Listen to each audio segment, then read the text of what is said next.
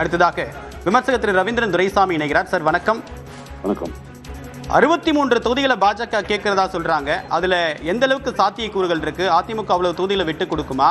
பியூஷ் கோயலை பாண்டாவை மாற்றி பியூஷ் கோயலை நிறுத்திறதுக்கான காரணம் என்ன?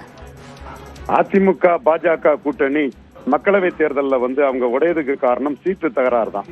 அண்ணாமலை 12 மக்களவை இடங்களை கேட்டாரு. எடப்பாடி பழனிசாமி ஐயா அவர்கள் 6 இடங்களுக்கு மேல தர முடியாதுன்னு உறுதியா நின்னாரு. சோ இதுல ஒரு முடிவு எட்டப்படாத சூழ்நிலையில தான் அந்த கூட்டணி உடைந்தது.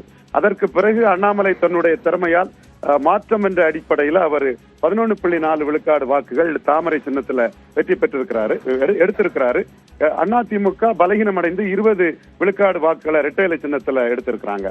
இதுல அண்ணாமலை அவர்கள் பிரதமர் அலுவலகத்தில் 2 இரட்டை இலைக்கு ஒரு தாமரை வேண்டும், அப்பொழுதுதான் நாம் எடுத்த வாக்குகள் அதிமுகவுக்கு டிரான்ஸ்பர் ஆகும், கூட்டணி சுமூத்தாக இருக்கும், அல்லாது நாம் இந்த கூட்டணியில இந்த வாக்குகள் டிரான்ஸ்பர் ஆகாது என்று முதலிலே நாமே ஒத்துக்கொண்டது மாதிரி ஒரு சூழ்நிலை வரும் என்று 2 இரட்டை இலைக்கு ஒரு தாமரை இடங்கள் வேண்டும் என்ற ஒரு கருத்தை பிரதமர் அலுவலகத்தில் அண்ணாமலை முன்வைத்துள்ளார். அதன் அடிப்படையில் இன்று 60க்கும் மேற்பட்ட இடங்களை பாஜகவினர் கேட்பது இயல்பான ஒன்றாகத்தான் நான் கருதுகிறேன். ஒருவேளை எடப்பாடி பழனிசாமி இதில் சரியாக செயல்படாவிட்டால் இந்துத்துவாய் முன்னிறுத்தி, திருப்பரங்குன்றம் அந்த தீப பிரச்சனை முன்னிறுத்தி, இந்து உணர்வை முன்னிறுத்தி, அண்ணாமலையை ஒரு முதல்வர் வேட்பாளராக முன்னிறுத்தி அவர்கள் மாற்று ஏற்பாடுகளையும் அவர்கள் செய்வதற்கான சாத்தியக்கூறுகளும் உண்டு.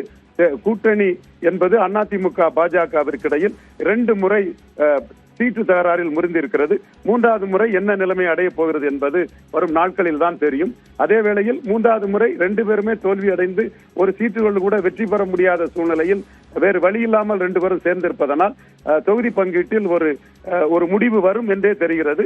அது எந்த அளவில் முடிவு வருகிறது, யார் மன வலிமையுடன் பேரம் பேசி அதை முடிக்கிறார்கள் என்பதை பொறுத்திருந்துதான் பார்க்க வேண்டும்.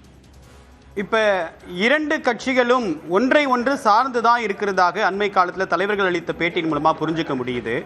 இப்ப சீட் நெகோசியேஷன்ல ஒரு இடர் கூட்டணி முறியறதுக்கான சாத்தியக்கூறு இருக்கா, இல்ல அந்த சூழ்நிலை அப்படின்றது இப்ப யதார்த்தமான விஷயமா பார்க்க முடியுமா?